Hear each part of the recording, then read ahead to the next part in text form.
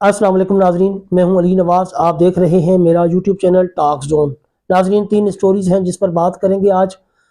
सबसे पहली स्टोरी यह है कि कराची में वकला का जो था एहतजाज था 27वीं आइनी तरमीम के ख़िलाफ़। इसके ऊपर बात करेंगे। दूसरा ये कि कल मैंने आपको खबर दी थी सबसे पहले कि शफीक अमीनी साहब के मदरसे को पुलिस ने चारों तरफ से घेर लिया था। इसके ऊपर बात करेंगे। तीसरी बात करेंगे सजाए मौत के 4 मुलजिमान जो कि तौहीन रिसालत या तौहीन मज़हब के मुकदमे में उनको फांसी की सज़ा हुई थी, वो सज़ा आज ख़त्म कर दी गई है। इससे पहले अगर आप मेरे चैनल पर पहली मरतबा है तो चैनल को लाइक और सब्सक्राइब ज़रूर कर दें। चलते हैं अपने मौजू की तरफ। जी नाजरीन, कराची में वकला ने प्रोटेस्ट किया 27वीं आइनी तरमीम के ख़िलाफ़। हस्ब रवायत जिस तरह आपको पता है पूरे पाकिस्तान में पुलिस जो है वो आके डराना धमकाना शुरू करती है और उनके ऊपर हमले करती है। कराची में भी यही हुआ। पुलिस की गाड़ियां पहुंच गई वहां पर और प्रोटेस्ट जो वकील कर रहे थे उनको मुंतशिर करने की कोशिश की, लेकिन उनको नहीं पता कि ये TLP के लोग नहीं हैं या ये PTI के लोग नहीं हैं, ये काले कोट वाले हैं। काले कोट वालों का जब आमना सामना हुआ पुलिस से तो काले कोट वालों ने पुलिस को धो के रख दिया और ऐसा धोया कि आप वीडियो में आपको दिखाता हूं, आप उस वीडियो में देख सकते हैं कि एक SHO है वो चीखे मार मार कर अपनी दास्तान बयान कर रहा है। काला कोट पहन के वो देखो मार रहे हमारे जवानों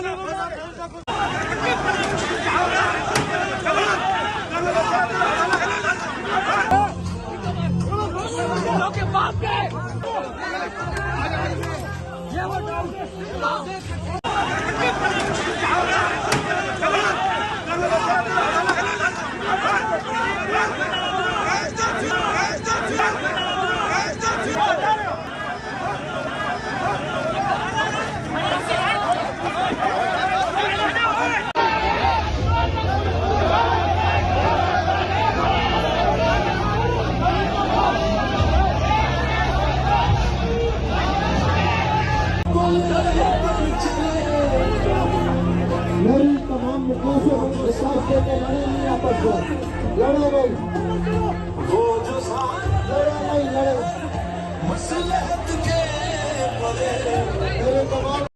जी नाजरीन, वीडियो आपने देख ली कि पुलिस का SHO था वो किस तरह धाड़े मार मार कर और चीख चीख कर बता रहा है कि ये काले कोट वाले हमारे साथ क्या कर रहे हैं।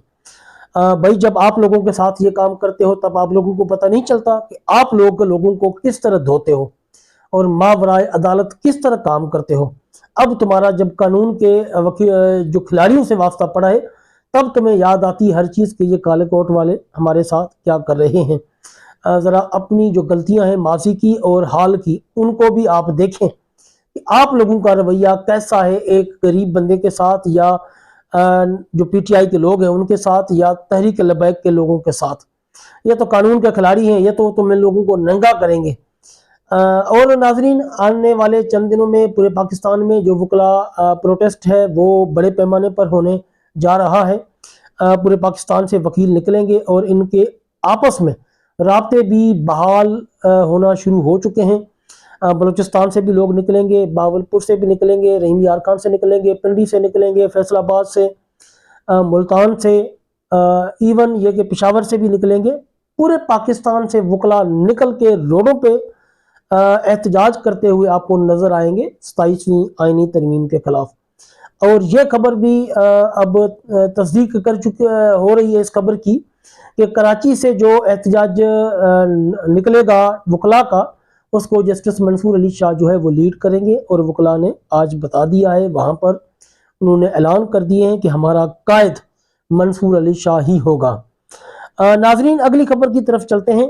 कल मैंने आपको रात को एक खबर ब्रेक की थी कि अल्लामा डॉक्टर शफीक अमीनी साहब जो कि मुज़ाकराती टीम के इंचार्ज थे और तहरीक लबैक के KPK के अमीर हैं, उन का जो दरबार है, दरबार आलिया कादरिया अमीनिया हाजी आबाद शरीफ 4 सद्दाम में, वहाँ अल्लामा खादम हुसैन रिजवी साहब का उर्स मनाया जा रहा था। तो वहाँ पर जो है वो पुलिस ने उनको चारों तरफ से घेर लिया और उनको गिरफ्तार करने की कोशिश की। رات تک یہی خبر تھی، لیکن اب دن میں خبر آ چکی تھی کہ ان کو گرفتار نہیں کیا جا سکا۔ اور انہوں نے اپنے خطاب میں کیا فرمایا تھا؟ انہوں نے فرمایا تھا کہ تا دم مرگ ہماری منزل تحریک لبیک ہی رہے گی، یعنی کہ مرنے تک میری منزل تحریک لبیک ہی ہے، اس کے علاوہ اور کچھ بھی نہیں ہے۔ اور تا دم مرگ ہمارا سربراہ سعد رضوی ہی ہوگا۔ بیچ میں کچھ لوگ یہ باتیں بھی پھیلا رہے تھے کہ شاید ڈاکٹر اشرف آصف جلالی صاحب کو تحریک لبیک کے امیر کے طور پر لایا جائے اور علامہ سعد رضوی کو سائیڈ لائن کیا جائے، لیکن انہوں نے بتا دیا ہے تا دم مرگ ہمارا سربراہ سعد رضوی ہی ہوگا۔ اب تحریک لبیک کے کارکنوں کو اطمینان رکھنا چاہیے کہ تحریک لبیک کا سربراہ سعد رضوی ہی رہے گا، اور ان کی پارٹی کسی بھی اور کو لبیک کا سربراہ قبول نہیں کرے گی، جس طرح امینی صاحب نے فرما دیا کہ میرا سربراہ تا دم مرگ یہی ہے اور کوئی بھی نہیں ہے۔ اسی طرح جس طرح پی ٹی آئی والے عمران خان کے بغیر کسی بھی پی ٹی آئی چیئرمین کو ماننے کے لیے تیار نہیں ہیں، اور وہ بھی یہی کہتے ہیں کہ تا دم مرگ ہمارا رہنما ہمارا لیڈر عمران خان ہی ہوگا۔ اور بھی بڑی خبریں ان کے بارے میں آ رہی ہیں، امینی صاحب کے بارے میں، کہ امینی صاحب کو گرفتار کرنے کی کوشش کی گئی مگر ان کی گرفتاری نہیں ہو سکی۔ یاد رہے 2018 میں بھی ڈاکٹر شفیق امینی صاحب کو مسلسل 3 مہینے تک گرفتار کرنے کی کوششیں کی گئی پولیس کی طرف سے اور اداروں کی طرف سے، لیکن اس میں پولیس کو ہمیشہ ناکامی ہوئی اور انہیں گرفتار نہیں کر سکی۔ تو اگر 3 دفعہ گرفتار کرنے کی کوشش کی گئی 2018 میں، گرفتار نہیں کر سکے، تو اب کیسے ہو سکتا ہے؟ اب تو معاملات جو ہے پی ٹی آئی کے اور تحریک لبیک کے ٹھیک ہونے کی طرف جا رہے ہیں، اور نظر یہی آ رہا ہے کہ آئندہ ان دونوں پارٹیوں میں الحاق ہو سکتا ہے، اور پرانی جو رنجشیں ہیں وہ ختم بھی ہو سکتی ہیں، اور ان دونوں کے آپس میں معاملات ٹھیک ہو سکتے ہیں۔ یہ علامہ شفیق امینی صاحب کے حوالے سے خبر تھی جو کہ میں نے آپ کو یہاں پر بتا دی ہے۔ اب چلتے ہیں تیسری اور آخری خبر کی طرف۔ 4 ملزمان کو پھانسی کی سزائیں کالعدم قرار دی گئی ہیں۔ یہ ایک بہت بڑی خبر ہے۔ اب سب کو پتا ہے کہ تحریک لبیک تتر بتر ہو گئی ہے، ان کے جو لیڈران ہیں وہ بھی منظر عام پر نہیں ہیں، ان کے قائد بھی نہیں ہیں، تو اب ایسے فیصلے ہمیں روزانہ دیکھنے کو ملیں گے۔ توہین رسالت کے مقدمے میں لاہور ہائی کورٹ نے ایک بڑا فیصلہ سنا دیا ہے۔ دینی حلقوں میں اس فیصلے سے شدید غم اور غصہ اور تنقید کی جا رہی ہے۔ ظاہر ہے توہین رسالت کے مقدمے میں اگر آپ سزائے موت کے قیدیوں کی سزائیں معاف کریں گے تو آپ لوگوں کی جو کریڈیبلٹی ہے اور جو انصاف کا نظام ہے اس پر انگلیاں ضرور اٹھیں گی، کیونکہ یہ اسلامی ملک ہے، کوئی ہندو ملک نہیں ہے، نہ ہی کوئی یہ اسرائیل ہے، نہ ہی یہ امریکہ ہے۔ اور تحفظات کا اظہار کیا جا رہا ہے۔ Lahore high court Rawalpindi bench نے توہین رسالت کے مقدمے میں 4 ملزمان کی اپیل پر سماعت کی، جس میں 4 ملزمان کی پھانسی کی سزا کالعدم قرار دے دی ہے،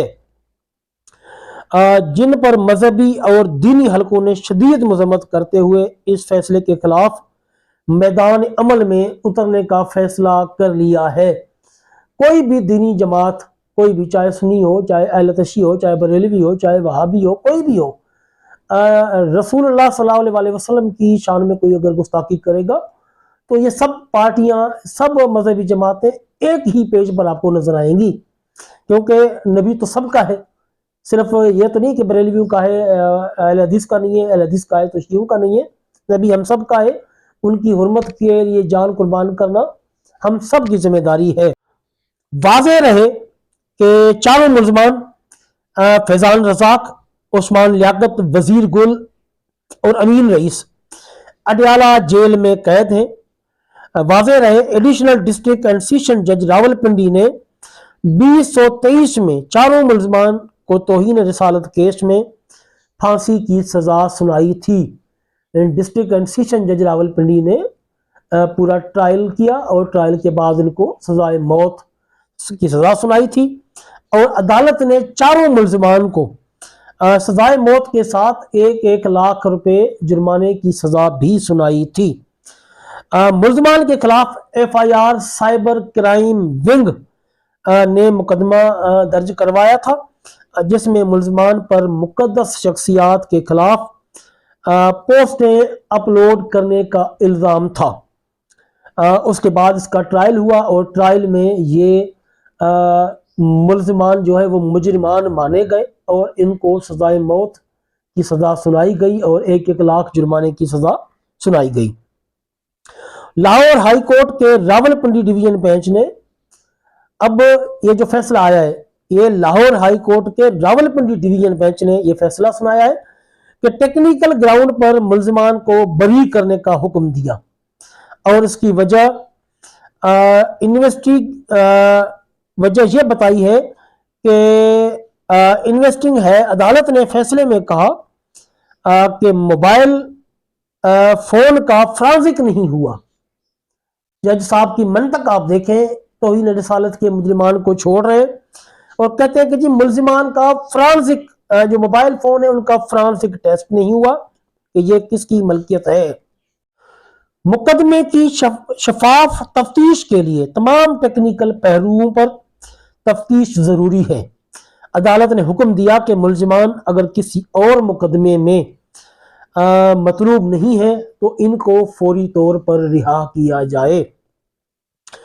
اب میرا اس جج صاحب سے صرف ایک ہی سوال ہے، جج صاحب آپ کو چاہیے تھا کہ آپ ان مجرمان کو قید میں رکھ کر بھی موبائل کا فرانسک ٹیسٹ کروا سکتے تھے، لیکن آپ نے ایسا نہیں کیا۔ آپ نے ان کو رہا کرنے کے احکامات جاری کیے، جو کہ آپ نے سراسر غلط کیا ہے۔ یا تو آپ کسی اور کا فیصلہ سنا رہے ہیں یا کوئی اور وجہ ہے